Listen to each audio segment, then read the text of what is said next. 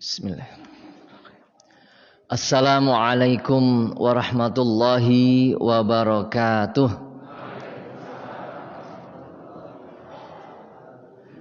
Alhamdulillahi rabbil alamin. Wabihi nasta'inu ala umurid dunya waddin. Wassalatu wassalamu ala asyrafil anbiya'i wal mursalin wa ala alihi wa sahbihi ajma'in. Asyhadu an la ilaha illallah wa asyhadu anna Muhammadan abduhu wa rasuluh. Allahumma shalli ala Muhammad wa ala alihi wa sahbihi ajma'in. Wa qala Allah ta'ala a'udzu billahi minasyaitonir rajim. Ya ayyuhalladzina amanu taqullaha haqqa tuqatih wa la tamutunna illa wa antum muslimun. Shadaqallahul azim. Para bapak dan ibu jamaah taklim Ahad pagi yang berbahagia, mudah-mudahan kita senantiasa mendapatkan barokah, rahmat, hidayah serta maghfirah dari Allah Subhanahu wa taala. Amin ya rabbal alamin. Bersyukur kepada Allah, alhamdulillah pagi hari ini kita masih diberi nikmat sehat, sempat, iman, Islam, bisa hadir menggunakan nikmat yang telah diberikan, nikmat sempat, kesehatan luar biasa. Hadir di majlis ilmu ini mudah-mudahan dengan niat yang ikhlas semata-mata mengharap ridho Allah Subhanahu wa taala. Mudah-mudahan Allah ridho dan Allah mudah-mudahan memudahkan langkah kita menuju surganya. Amin ya rabbal alamin. Dan tentu juga kita berharap kesehatan, kesempatan, iman dan Islam juga terus dilimpahkan kepada kita, diberikan kepada kita sampai akhir hayat kita. Dan dalam waktu dekat ini insyaallah kita akan memasuki bulan Ramadan. Mudah-mudahan kita juga disampaikan umur, kesehatan dan kesempatannya sampai bulan Ramadan bisa melaksanakan ibadah bulan Ramadan dengan sebaik-baiknya. Tidak ada halangan yang merintangi apapun. Mudah-mudahan demikian. Amin ya rabbal alamin. Bapak Ibu yang dirahmati Allah Subhanahu wa taala, pada kesempatan pagi hari ini kita akan membicarakan terkait dengan apa? Salat. Terkait dengan salat. Tapi saya ingin langsung saja, langsung masuk kepada tata cara salat. Karena keutamaan salat sudah disampaikan tadi, ya. Keutamaan salat sudah disampaikan. Dan yang paling urgen daripada salat sungguhnya secara substansi, ya, athar, buah yang bisa kita peroleh dari apa? Salat, yang mempengaruhi kehidupan kita itu apa? Tanha 'anil fahsya'i wal munkar. Insyaallah kalau kita membaca di dalam Al-Qur'an surat Al-Ankabut ayat 45. A'udzu billahi minasyaitonir rajim. Utlu ma uhiya ilaika minal kitab wa aqimis sholata inna sholata tanha 'anil fahsya'i wal munkar wa la dzikrullahi akbar wallahu ya'lamu ma tasna'un. Ini yang mendasari kita, ya. Bacalah apa yang telah diwahyukan kepadamu yaitu Al-Qur'an. Nah, ini perintah kepada nabi kita, nabi siapa? Muhammad sallallahu alaihi wasallam. Dan dirikanlah salat. Ya. Sesungguhnya salat itu apa? Mencegah perbuatan keji dan mungkar. Lah ini Bapak Ibu, pertanyaannya sudahkah kita yang sholat setiap hari sudah bersih dari perbuatan keji dan mungkar?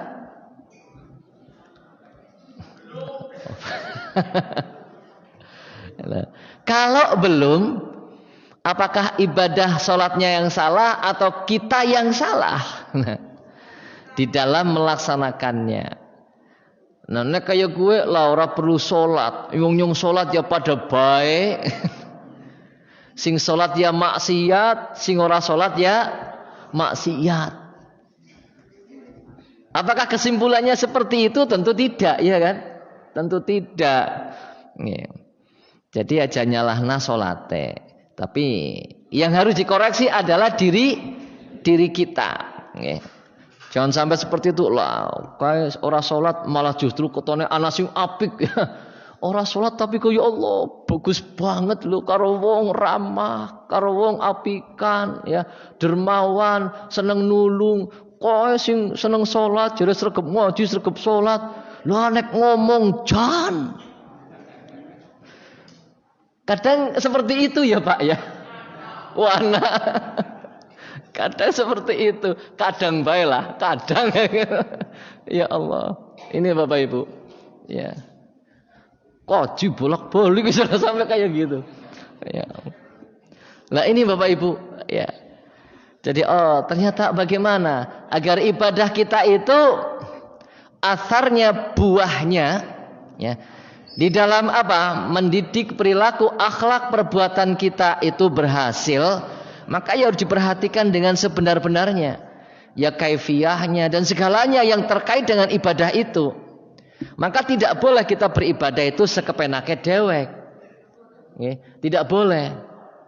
Ibadah itu harus dengan ilmu yang benar. Harus dengan pengetahuan. Maka wajib menuntut ilmu tentang ibadah itu fardu ain. Fardu ain. Setiap orang wajib belajar tentang ilmu ibadah. Ilmu iman, tauhid, dan ibadah itu sendiri. Itu wajib setiap orang. Karena ibadah itu urusannya orang per orang. Gimana? Urusan kita sendiri dengan Allah. Arab khusyuk, ora khusyuk, sing ngerti ya awake dewek. Kadang-kadang ana sing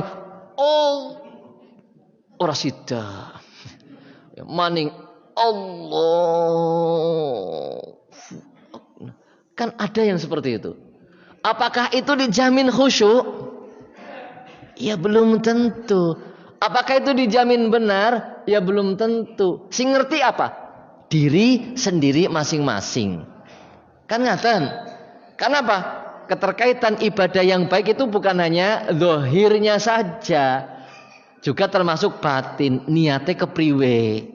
Koyogi koten ben niate kepriwe. Betul-betul karena Allah apa ben dideleng nang wong. Salate sip.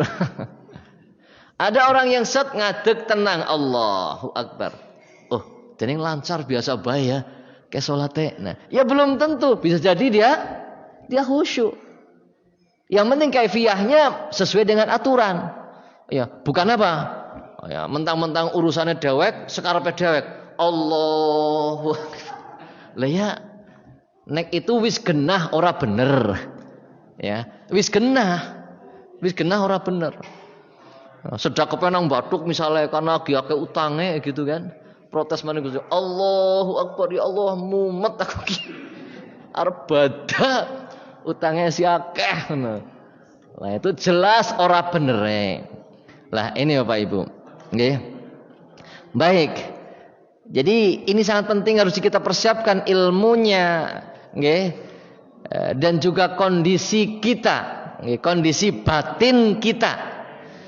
Ibadah harus senang. Ibadah harus senang. Ibadah harus ridho. Ibadah harus gembira dan menggembirakan. Jadi kena panjenengan ngibadah kok tambah susah, nggih. Kowe berarti ada yang salah dalam panjenengan melaksanakan ibadah. Ngibadah tambah susah, nyung ibadah kok tambah mumet misalnya. Itu ada yang salah dalam diri kita. Ibadah itu pasti akan membuat kita fresh, akan membuat kita senang. Ya. Ini Bapak Ibu yang rahmati Allah Subhanahu wa taala. Baik. Bapak Ibu yang rahmati Allah Subhanahu wa taala, maka kita akan membahas terkait dengan ibadah yang paling utama. Yang pertama kali akan ditanyakan oleh Allah. Awwalu ma yuhasabu bihil 'abdu yaumal qiyamah as-shalah. Yang pertama kali akan ditanyakan oleh Allah nanti pada hari kiamat setelah kita dibangkitkan adalah apa? Salat. Ini dalam hal ibadah mahdhahnya.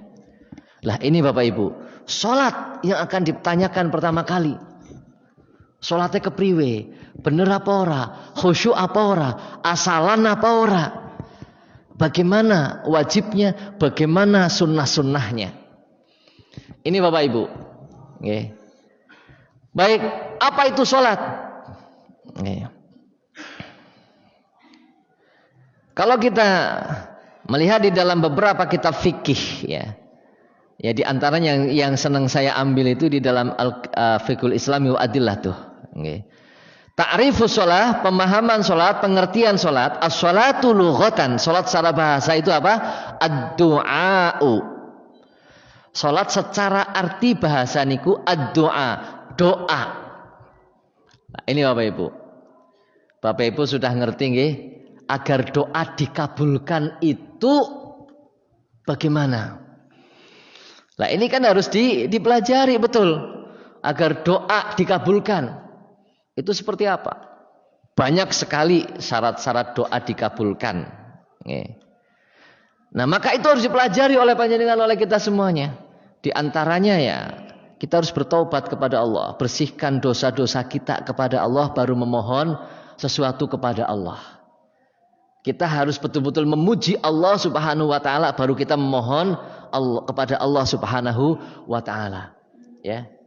Lah ini Bapak Ibu yang rahmati Allah Subhanahu wa taala, kita harus bersihkan diri kita dari perbuatan-perbuatan yang haram, makanan-makanan yang haram, baru kita memohon kepada Allah Subhanahu wa taala. Jadi ini sama sungguhnya. Ya. Kalau kita sholat tapi masih sering berbuat dosa dan kita tidak beristighfar, tidak bertaubat, ya sholatnya ya akan sulit untuk mendapatkan buah yang maksimal. Buah sing benar-benar mateng, manis, enak, ora bosok. Nggih kan? Bosok, repot. Makanya ya banyak hal. Ini Bapak Ibu, maka betul-betul harus dibersihkan, bertobat kepada Allah Subhanahu wa taala. Mulane Bapak Ibu nggih nyun sewu, ketika kita mau sholat berjamaah, yang paling baik apa? Jangan masbuk. Napa Bu? Ampun masbuk. Itu yang paling baik. Sempatkan untuk sholat tahiyatul masjid. Apalagi kalau sempat apa? Sholat sunnah wudu di rumah, wudu di rumah dengan sempurna. Kemudian sholat sunnah wudu, kemudian sholat qobliyah di rumah, berangkat ke masjid, kemudian sholat tahiyatul masjid, ya. Kemudian menunggu iqamah, kita berdoa memohon ampun kepada Allah Subhanahu wa taala. Betul-betul memohon ampun kepada Allah Subhanahu wa taala. Dan ini saat-saat yang mustajabah. Saat itulah muhasabah antara adzan dan iqamah. Ini waktu yang selalu kita dapati dan gampang. Nek waktu malam hari misalnya kan tidur. Nah kalau yang muda-muda itu bukan sulit tidur tapi sulit bangun.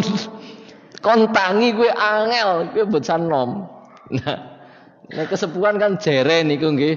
Jan sare gue angel. Nah ini Bapak Ibu, jadi sarene jere setitik tok. Nah itu dimanfaatkan. Nah waktu yang enak itu ya antara adzan dan iqamah. Nah ini Bapak Ibu, antara adzan dan iqamah waktu yang mustajabah, tidak ditolak doanya. Nah maka disitulah kita muhasabah terlebih dahulu. Ya Allah, muhasabah tentang dosa-dosa kita. Kita betul-betul bertobat mohon ampun kepada Allah Subhanahu wa taala. Nah ini mohon ampun kepada Allah Subhanahu wa taala. Nah ini. Kemudian kita iqamah salat wajib. Lah itu sudah diawali dengan muhasabah.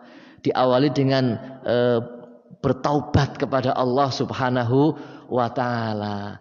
Ini Bapak Ibu, nggih. Nah, ad-doa. Kemudian wasyar'an dan secara syariat, secara syar'i, salat itu ya aqwalun wa af'alun makhsusatun, muftatahatun bitakbir wa muhtatamatun bitaslim. Ini insyaallah Bapak Ibu sudah hafal. Apa itu salat? Salat ya aqwalun, ucapan-ucapan, wa af'alun dan perbuatan-perbuatan. Jadi jamak. Jadi tidak hanya satu perkataan, ucapan, tidak hanya satu perbuatan, tapi aqwal, bukan qaulun, ya, tapi aqwal, perbuatan-perbuatan dan juga perkataan-perkataan, makhsusatun yang tertentu, yang tertentu. Makanya tadi saya sampaikan tidak boleh sekarepe dewek. Dari awal sampai akhir harus tertuntun oleh syariat. Harus merujuk kepada bagaimana Nabi sholat. Itu harus merujuk ke sana. Loh kok ada beda-beda? Tidak ada masalah beda. Ternyata ada rujukannya. Maka tidak ada masalah. Yang ada masalah itu ketika tidak ada rujukannya. Tidak ada hadisnya, tidak ada contoh dari Rasulullah Muhammad Sallallahu Alaihi Wasallam, itu yang masalah. Berbeda ada contohnya, ada dalilnya, tidak ada masalah. Nah itu nggih. Ini Bapak Ibu, nggih. Jadi perkataan, perbuatan yang ditentukan, yang khusus, dikhususkan. Muftatahatun diawali dengan takbir, wa muhtatamatun dan diakhiri dengan salam. Nah, itu namanya sholat secara syariat. Nah, baik, Bapak Ibu rahmati Allah Subhanahu Wa Taala. Ya, di dalam Al-Quran surat An-Nisa ayat 103, Allah sudah menginformasikan kepada kita. Yang pada akhir ayat itu disebutkan, A'udzubillahi minasyaitonirrajim. Inna sholata kanat 'alal mu'minina kitaban mauquta. Sesungguhnya salat itu diwajibkan kepada orang mukmin dengan waktu yang tertentu. Kita sudah paham, sudah tahu Bapak Ibu. Waktunya. Nah, jadi salat sah itu ketika dilaksanakan pada waktunya. Dan waktu yang terbaik itu kapan? Fi awwali waktiha, di awal waktunya. Dari sini harus kita perhatikan. Milih, panjenengan kudu milih Pak. Kita harus memilih yang mana? Yang afdol. Harus memilih yang afdol ketika ingin betul-betul mendapatkan buah yang manis dan tidak bosok. Ya. Jadi petunjuk-petunjuk itu harus kita ambil, kita laksanakan, bukan dicuekin. Allah sing penting tulis sah. Lah wong urung entek wektune yo ora apa-apa. Kadang-kadang ada yang semacam itu ya. Engkau disit lah. Lagi tanggung. Ya. Nek ditinggal engkau kopine adem, ora enak. Enggane salat awal waktu kalah karo ngopi, ngenteni kopi adem. Ya Allah, jere ya kepengin mendapatkan kemuliaan. Lah ini Bapak Ibu, ini harus kita muhasabah. Ya Allah, iya gitu loh.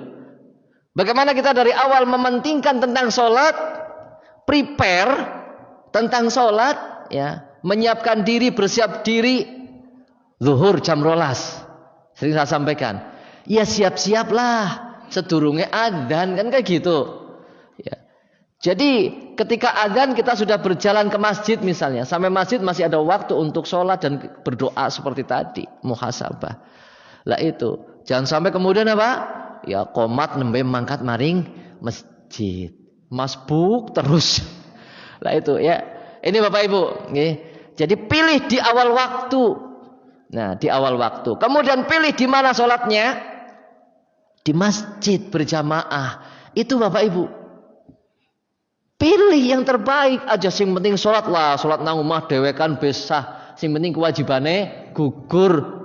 Nah ini ya sulit untuk mendapatkan tanha anil fakhsyai wal munkar. Karena kita sudah menyepelekan dan sudah berpikir lah sing penting gugur kewajibannya. Ini sudah minimal sekali. Ini Bapak Ibu, nggih. Maka nyun sewu sering saya sampaikan juga, ya Allah, ya. Salat duhur kenapa kok sepi? Nek Jumatan kok rame? Itu nggih. Padahal orang-orangnya sama saja sungguhnya ada di situ semuanya. Nggih mboten? Zuhur orang-orangnya ya ada di situ. Yang kerja ya di situ, yang tidak kerja ya di situ. Nggih kan? Zuhur pada hari Jumat dengan zuhur pada hari yang lain kan sama saja. Masjid 17 misalnya, zuhur penuh. Jamaahnya dari rumah sakit pada sholat Jumatan kabeh. Yang dari yang lain sama, semuanya breng. Tidak pada hari Jumat, mereka juga di rumah sakit itu kan. Yang di sekolahan juga di sekolahan itu pada saat itu. Yang kerja di mana lagi juga di situ. Tapi kenapa zuhur di luar Jumat itu sepi? Lah ini Bapak Ibu. Ya. Karena apa? Belum bisa mengambil petunjuk yang terbaik. Ini memang tidak mudah Bapak Ibu. Saya di kantor saya sendiri ya Allah ngajak teman-teman kantor untuk adzan, ayo berhentilah, layanan cukup, ajak yang dilayani untuk sholat dulu. Jero ora kepenak. Ajak yang dilayani sholat dulu, waktunya sholat. Ayo Pak kita sholat dulu. Syukur-syukur maring masjid. Masjid yang dekat. Ayo Pak kita sholat dulu ke masjid. Nah ini. Apalagi pimpinannya. Ya Allah pimpinannya malah ora tau ngajak. Malah anak adzan ya cuek baen. Astagfirullahaladzim. Ini Bapak Ibu. Jadi kalau panjenengan jadi pemimpin di suatu instansi. Nyun sewu nggih. Ajak yang dipimpin untuk apa? Untuk menghadap Allah. Tinggalkan semua kegiatan dulu kecuali yang darurat. Pemadam kebakaran yang kodisit, padamkan dulu kebakaran. Ya. Ajak kodisit, kita jamaah dulu ya, biar kebakarannya main disit. Ya nggak boleh. Ya padamkan dulu itu darurat. Nah itu.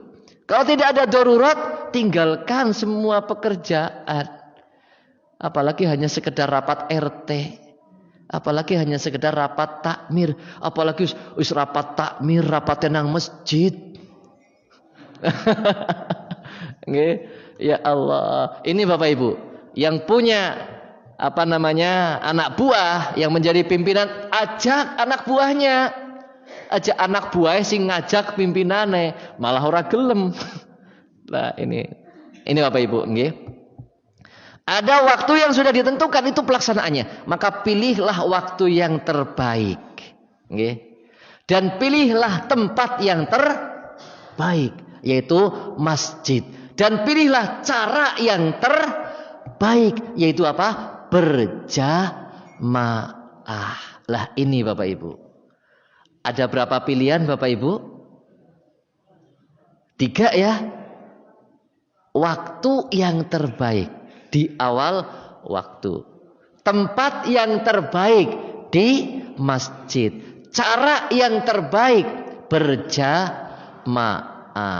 Lah ini. Itu harus diperhatikan. Kalau kita memang betul-betul ingin ya mendapatkan buah yang baik juga. Oke, bukan buah asalan. Buah KW-KW, buah kaleng-kaleng kan gitu ya. Jadi wong Islam kaleng-kaleng, Islam KW papat. Kepriyen jajal? Ya Allah, ajalah. Jadi Islam ya, Islam sing temenanan. Kan kayak gitu, nggih kan? Islam yang akan membawa kita kepada surga. Udkhulu fis silmi kafah, masuk ke dalam Islam ya total. Lah ini Bapak Ibu, maka jangan ragu-ragu di dalam berislam. Ini Bapak Ibu, nggih. Baik. Kemudian bagaimana cara sholat sudah ditunjukkan oleh Rasulullah Muhammad SAW di dalam hadis riwayat Imam Bukhari. An Malik bin Huwairits radhiyallahu anhu qala, dari Malik bin Huwairits radhiyallahu anhu beliau berkata, qala Rasulullah sallallahu alaihi wasallam, "Shallu kama raaitumuni usolli." Salatlah kamu sebagaimana kamu melihat aku melakukan salat. Ini nggih. Jadi salatnya seperti apa? Aqwal wa af'alan makhsusahnya itu seperti apa? Hanya nyontoh Rasulullah Muhammad sallallahu alaihi wasallam. Bukan nyontoh kahar, bukan nyontoh siapa? Kiai-kiai besar itu. Ya. Bukan nyontoh Muhammadiyah, bukan nyontoh NU, bukan nyontoh Salafi, bukan nyontoh MTA, bukan nyontoh siapa lagi? LDII, bukan nyontoh apa maning lah pirang-pirang. Bukan. Tapi nyontohnya adalah nyontoh Nabi Muhammad sallallahu alaihi wasallam. Maka nyun sewu, sesungguhnya tidak ada salat ala Muhammadiyah, tidak ada salat ala NU, tidak ada salat ala Hanafi, Salafi ya, dan lain sebagainya. Tidak ada. Salat yang benar yang menurut Rasulullah, ala Rasulullah Muhammad sallallahu alaihi wasallam. Nah ini, apapun organisasinya, kemudian kalau tidak berdalil, maka itu keliru, kemungkaran. Kalau tidak berdalil. Lah ini Bapak Ibu. Organisasi satu dengan yang lainnya berbeda, tapi berdalil tidak masalah. Semuanya datang dari Rasulullah Muhammad SAW. Dan orang-orang yang sholat tidak boleh. Untuk apa? Saling menjatuhkan, saling tidak mengesahkan. Kayak rasah, kayak batal, kayak bid'ah. Kalau memang betul-betul datang ada hadisnya. Bahkan ada yang mengatakan meskipun hadisnya dhaif, ya, yang jelas-jelas tidak diterima itu hadisnya apa? Maudhu, palsu. Kalau hadisnya jelas-jelas palsu, ulama sepakat itu palsu, kok dipakai? Lah ini yang tidak benar. Jadi kalau ada hadis dhaif kok dipakai sama dia, biarkan. Nggih? Jangan kemudian kita hadis dhaif dinggoni misalnya. Oke, kalau kita tidak pakai, ya sudah, ada yang sahih, kita pakai yang sahih. Sudah, itu pilihan. Nggih? Itu pilihan. Karena dhaif itu ada macam-macam. Ada dhaif yang memang parah ya. Salah satu sanadnya dikatakan pendusta. Nah ini yang tidak boleh. Tapi dhaif yang ya tidak semua dhaif memang. Lah ini Bapak Ibu, maka harus diteliti kembali.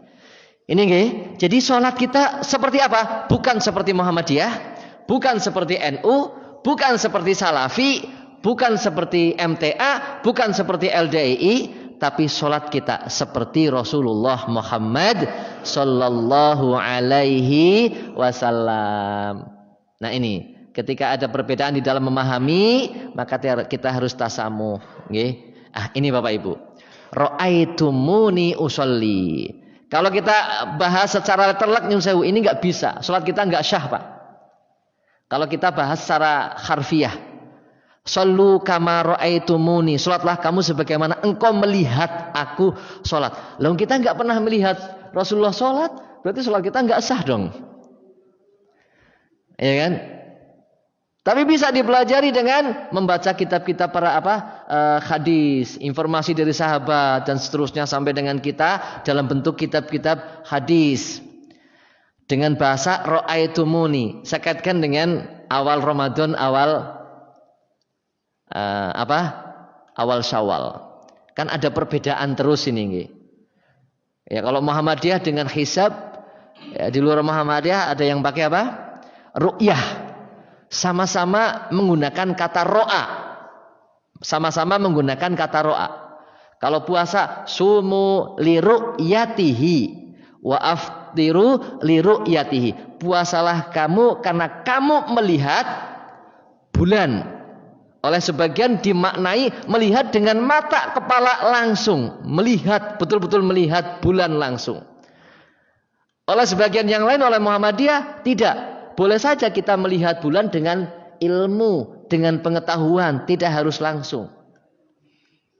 Nah, sama ternyata dengan sholat. Kita belajar sholat dengan ilmu, dengan mempelajari jerekai hadis. Nah, tidak melihat langsung Rasulullah sholat, padahal bahasanya sama dengan menggunakan kata ro'a. Nah ini menggunakan kata ro'a, itulah perbedaan pendapat. Maka kalau di Muhammadiyah awal Ramadan, awal Syawal itu boleh dengan hisab. Dan memang Muhammadiyah menggunakan hisab. Karena tidak yang namanya ro'a itu melihat tidak selalu menggunakan mata kayak gitu. Nggih. Belajar sholat, panjenengan belum tentu membaca hadisnya, nggih kan? Hanya mendengarkan, begitu ya. Nah, padahal perintahnya kama ra'aitumuni, sebagaimana engkau melihat. Berarti dalam hal ini ra'a bukan dengan melihat dengan mata, tapi melihat dengan telinga. Nggih kan?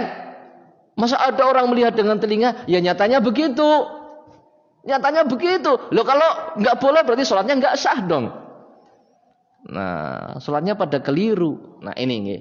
Kita melihatnya dengan telinga, nggih, dengan otak kita. Nah itu Bapak Ibu. Baik. Masuk kepada kaifiyah sholat. Ini tidak cukup satu kali pertemuan, nggih. Ya, insya Allah karena rutin ya tidak ada masalah, tidak ada masalah. Kalau tidak rutin, tematik satu ya harus rampung langsung. Jadi saya santai kalau kajian rutin itu santai. Orang rampung, ora popo, ngesuk maning gitu. Ya, baik. Tata cara sholat wajib, kaifiyatus sholatil maktubah. Ya, tata cara sholat wajib.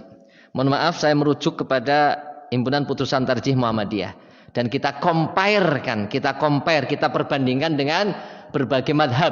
Ya. 4 madhab. Ya, ada 4 madhab.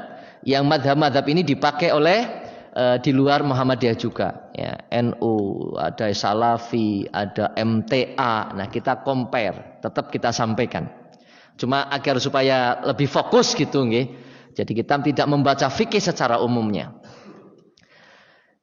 Bapak Ibu yang rahmati Allah Subhanahu wa taala, yang pertama kita lakukan ketika sholat itu apa? Berdiri, nggih kan? Idza qumta ila sholati, ketika engkau berdiri hendak sholat. Ya.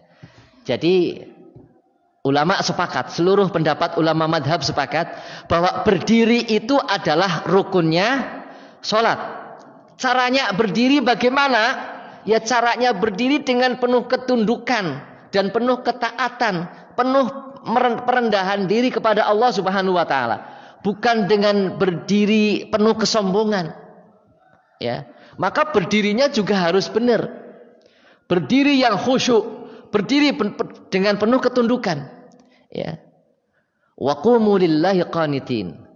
Berdirilah kepada Allah dengan rasa tunduk kepada Allah Subhanahu wa taala, bukan dengan kesombongan. Lah ini, Bapak Ibu yang rahmati Allah Subhanahu wa taala, karena hidup kita itu tidak hanya duduk saja, tidak berbaring saja, nggih, tidak berjalan saja, tapi qiyama wa qu'uda wa ala junubihim. Nah, jadi setiap aktivitas kita itu kan harus ingat kepada Allah Subhanahu wa taala. Maka sholat ketika berdiri, ketika rukuk, ketika sujud, ketika duduk, nggih, semuanya harus mengagungkan Allah Subhanahu wa taala. Maka di dalam kita bertakbir ada bayangan, pelajaran yang bisa kita ambil apa? Ketika kita pada posisi gagah, posisi jaya, posisi di atas. Nggih. Ini gambaran berdiri. Jadi lagi posisi berkuasa misalnya, nggih, berkuasa. Berkuasa jadi ketua RT. Itu kan berkuasa di RT gitu ya. Saya mantan ketua RT, Pak. Saya mantan ketua RT. Nah, ini jadi apapun itu. Jadi apapun itu, jadi kepala rumah tangga, berkuasa. Jadi ketika berdiri maksudnya itu. Jadi apapun kita, ketika jaya, ketika sugih ya. Ya ketika karirnya ada di atas ya. Wis ketika semua orang hormat dengan kita. Nah itu bagaimana? Tunduk, tidak boleh menghadap ke atas. Ora oleh dengar, enggak boleh Bapak Ibu. Berdiri tegak menghadap kiblat. Dilarang, hadisnya jelas, dilarang menghadap ke atas. Ya. Kemudian larangan berikutnya apa? Dilarang tengok. Ya, tengok kanan, tengok kiri. Tidak boleh. Ini semua sepakat. Dilarang menghadap ke atas, dilarang tengok. Artinya apa? Oh, kita harus fokus. Boleh lurus ke depan, berarti fokus ke depan, menatap masa depan, dan tidak sampai ke atas. Jangan sampai apa? Kesombongan itu ada pada diri. Dengar istilahnya begitu nggih. Nyun sewu. uripen dengar pada posisi jaya, posisi itu wah gaya kayak gitu loh. Itu tidak boleh. Kemudian apa? Yang dibolehkan oleh para ulama meskipun hadisnya dhaif adalah melihat tempat sujud ya, ketika sholat, tunduk ke bawah. Meskipun menghadap ke depan itu boleh, tidak dilarang. Lurus ke depan boleh, tidak dilarang. Tapi yang dipilih oleh para ulama, yang lebih dipilih apa? Menghadap ke tempat sujud. Nah ini, karena itu yang dianggap paling bisa membawa kepada kekhusyuan, ya, paling bisa membawa kepada apa? Kekhusyuan. Ini Bapak Ibu. Ya. Jadi menghadap ke tempat sujud dalam kondisi yang berdiri tegak, kondisi jaya, kondisi sugih misalnya ya, kondisi wah luar biasa lah. Lah, ini Bapak itu ibaratnya seperti itu. Kemudian apa? Mengucapkan qul Allahu Akbar, bertakbir. Nah, jadi dalam kondisi kita berdiri, pertama kali memang kondisinya seperti itu, berdiri ya. Bertakbir yang diagungkan adalah Allah Subhanahu wa taala. Allahu Akbar. Nah, ya, itu. Ini luar biasa kalau kepengen mendapatkan buah ya yang matang. Nah, ini Bapak Ibu ya. Jadi betul-betul kita tundukkan ya hati kita ya. Nah, ini Bapak Ibu. Allahu Akbar. Allah Maha Besar. Sebelum takbiratul ihram apa? Diawali dengan niat. Nah, itu, nggih. Ada yang niatnya pada saat takbiratul ihram. Itu maksimal. Ya, Imam Asy-Syafi'i niatnya pada saat takbiratul ihram. Yang lain jumhurul ulama niatnya adalah sebelum takbiratul ihram. Karena Imam Asy-Syafi'i mengatakan niat itu sebagai rukun salat. Niat salat sebagai rukun salat. Maka dilakukan bersamaan pada perbuatan pertama kali yang dilakukan. Perbuatan salat yang pertama kali dilakukan adalah takbiratul ihram. Maka niatnya bersamaan dengan takbiratul ihram menurut Imam Asy-Syafi'i. Ya. Menurut jumhurul ulama sebelum takbiratul ihram. Demikian juga di Muhammadiyah seperti itu. Ya. Ya, berbeda-beda tidak ada masalah, ya. Karena memang tidak ada dalilnya Bapak Ibu. Tidak ada dalil yang mengatakan niatnya kapan, itu enggak ada. Jadi enggak ada ketentuannya niatnya kapan, enggak ada. Sing penting pekerjaan itu innamal a'malu binniyat. Perbuatan itu harus dengan niat, otomatis dari awal. Ya. Maka ada perbedaan itu menjadi rukun, menjadi syarat sahnya sholat. Bahkan kalau wudhu kemarin saya sampaikan Imam Hanafi mengatakan sunnah. Lah ini Bapak Ibu, ya. Jadi apa? Niat itu menjadi penting, semuanya sepakat. Sebelum takbiratul ihram kita menghadap ke arah kiblat, pandangan ke arah bawah, tenangkan hati, kemudian di dalam hati kita niat salat karena Allah Subhanahu wa taala, karena Allah Subhanahu wa taala. Lah ini kemarin sudah kita bahas ya tentang niat itu ya. Faktornya apa saja? Ada 4 faktor niat. Niat yang benar. Dulu insya Allah sudah saya sampaikan. Nah ini Bapak Ibu ya, ada 4 faktor niat. Kemudian Allahu Akbar, bertakbir. Ya, beda-beda cara mengangkat tangan, memang beda-beda. Nggih. Jadi mohon maaf ya, ada beda-beda cara mengangkat tangan. Nggih. Ada yang sepundak. Dalilnya sahih, sah, boleh, nggak ada masalah. Ya. Kemudian Imam An-Nawawi beda lagi, ujung jari melebihi telinga, ujung jari berarti ke atas. Ya. Kemudian di dalam hadis Ibnu Khuzaimah dijelaskan lagi apa? Ibu jari sejajar, bukan nempel nggih, sejajar dengan daun telinga. Nah ini kalau ditarjih itu. Nah angkat sejajar dengan daun telinga. Kemudian menurut pendapatnya Imam Malik, ini berbeda sendiri Imam Malik. Imam Malik itu tidak begini, tangannya tidak menghadap ke arah kiblat, tapi menghadap ke bawah. Punggung telapak tangan ini menghadap ke atas. Itu Imam Malik. Ya. Punggung telapak tangan ini menghadap ke atas. Beda-beda. Apa sah? Sah salatnya. Ya. Sah.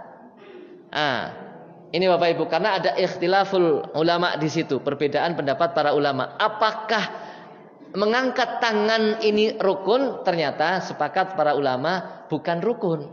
Kalau bukan rukun salatnya, ya sah. Jadi ada yang mengangkat gini, ada yang malah kadang-kadang tidak diangkat, langsung Allahu Akbar. Gue kebangetan, ya, kebangetan.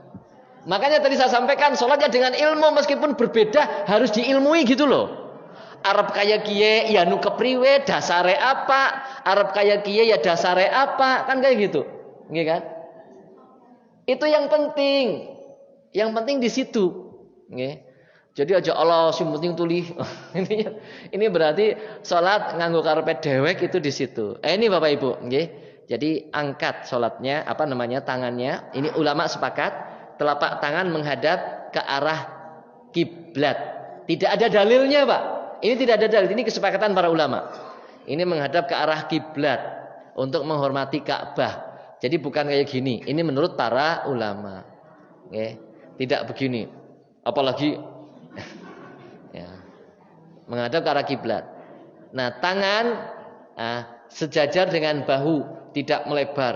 Nah, ya, tidak ya. Ya, lebarnya selebar bahu masing-masing, ya. Boleh tingginya setinggi bahu pundak, ya. Boleh telinga sejajar dengan ibu jari sejajar dengan telinga. Ini kalau di Muhammadiyah, kalau di Tarjih ini yang dipakai, ya. Seret. Nah, ada sebagian yang lain seperti ini. Ini beda-beda, ya. Baik. Itu cara mengangkat tangannya. Ternyata sudah jam 7, Pak. Sudah jam 7.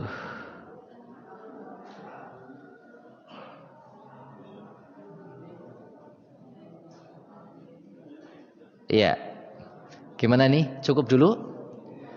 Baik ya, sampai dengan situ dulu nggih Pak nggih. Sampai dengan takbir mengangkat tangan, takbiratul ihram. Sampai dengan takbiratul ihram.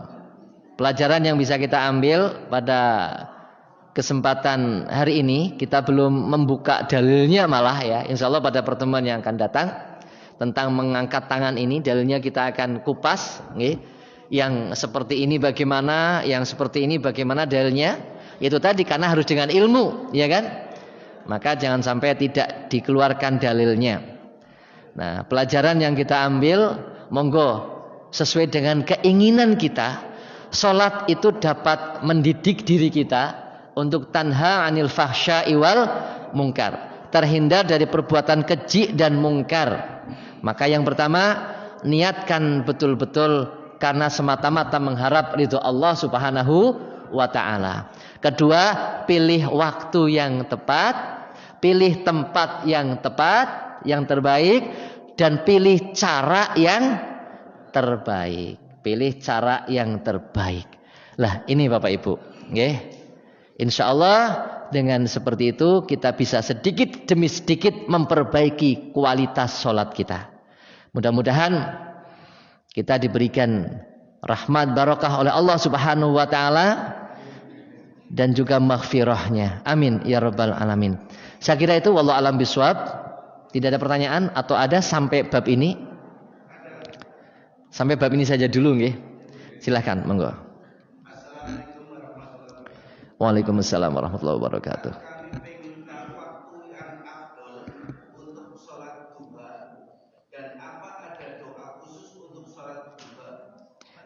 Oh, baik. Ya. Tentang sholat duha. Sholat sunnah nggih. Jadi waktu yang afdol itu apa? Kalau waktu secara umum nggih, secara umum yang boleh untuk sholat duha adalah setelah terbit matahari. Setelah matahari terbit, ya. Kemudian afdolnya ada yang mengatakan setinggi tombak, ya. Jadi setinggi tombak. Nah, itu betul-betul sudah terbit afdol, meskipun sebelumnya itu boleh. Sampai dengan menjelang duhur. Nah, ini sampai dengan menjelang duhur. Itu waktu yang boleh untuk apa? Sholat duha. Dan yang afdol itu di dalam hadis disebutkan ketika matahari itu sudah menjadikan anak onta kepanasan. Itu. Ketika anak onta kepanasan. Nah, jadi kira-kira jam berapa?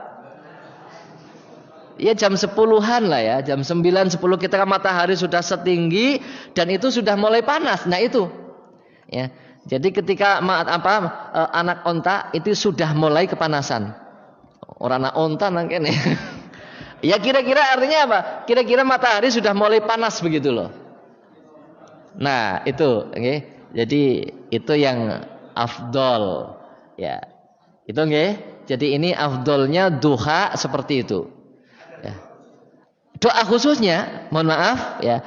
Terkait doa khusus ini memang berbeda pendapat para ulama, ya, tentang doa khusus. Kita coba melihat menelaah sedikit tentang apa namanya doa sholat duha, ya. Ya.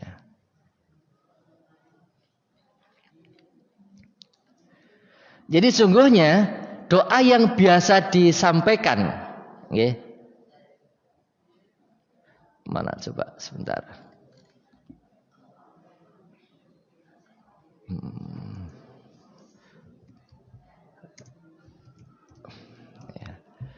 Yang biasa disampaikan kepada umat itu ternyata apa Bapak Ibu? Itu berdasarkan dalil yang tidak kuat. Ya. Dalilnya tidak kuat. Maka ketika ada yang berpendapat dalil yang tidak kuat, dhaif, itu boleh dipakai, ya silahkan. Ya. Wong itu kan doa. Nah, secara umum doa itu kan boleh dengan bahasa apa saja. Memang yang utama doa adalah yang datang dari Rasulullah Muhammad Sallallahu Alaihi Wasallam. Ya, itu ya doa yang datang dari Nabi Muhammad Sallallahu Alaihi Wasallam. Ini yang paling baik doa itu, ma'thur. Ya, jadi doa dari Al-Quran ataupun Al-Hadis yang sahih. Nah, ini yang paling baik. Kemudian kalau kita tidak bisa doa dengan sebisanya, ya, dengan bahasa apapun, itu kalau di luar sholat. Dan doa duha itu doa di luar sholat. Sholatnya biasa, setelah sholat berdoa itu, maka boleh. Okay? Meskipun dhaif itu sesungguhnya tidak dilarang. Karena misalnya orang Arab mau doa tidak dengan doa yang ma'thur, kemudian dia menggunakan doanya sendiri, tentu dia juga berbahasa Arab. Ya tidak? Kita orang Indonesia nggak bisa yang ma'thur, maka setelah sholat duha kita berdoa kepada Allah. Ya juga dengan bahasa kita. Susunannya ya sesuai dengan kehendak kita. Kita mau minta apa kepada Allah Subhanahu wa taala. Itu nggih. Jadi kalau bisa yang ma'thur yang datang dari Rasulullah SAW ada yang sahih, pakai yang sahih. Ketika tidak ada, kok ada hadis dhaif, tapi itu bukan kategori yang maudhu, ya, bukan palsu, ya, atau tidak ada dalam kedhaifannya itu satu sanad yang dikatakan pendusta, itu boleh digunakan untuk berdoa. Ngaten nggih? Inna duhaa, ya, duhaaka, ya, wal bahabauka dan seterusnya itu ya. Nah, itu boleh dipakai. Ya kalau kita tidak punya doa yang lain, ngaten nggih? Ya kalau doa-doa yang ma'thur yang lain kita bisa itu saja. Nah, ngaten nggih? Jadi ini jelas oleh para ulama diperselisihkan tentang kesahihannya doa itu. Ya tidak ada, bahkan ada yang mengatakan tidak ada doa khusus duha yang bisa dipertanggungjawabkan kesahihannya. Nah, seperti itu. Wallahu a'lam bishawab. Cukup. Saya kira itu Bapak Ibu. Saya akan segera lanjut lagi ke Lumbir nggih. Mudah-mudahan kita diberi kesehatan lahir batin oleh Allah Subhanahu wa taala dan mudah-mudahan umur dan kesehatan kita sampai pada bulan Ramadan sampai akhir bisa melaksanakan ibadah di bulan Ramadan dengan sebaik-baiknya. Amin amin ya rabbal alamin. Kurang lebihnya mohon maaf yang sebesar-besarnya. Wallahu a'lam bishawab. Billahi taufiq wal hidayah. Nasrun minallahi wa fathun qarib. Assalamualaikum warahmatullahi wabarakatuh.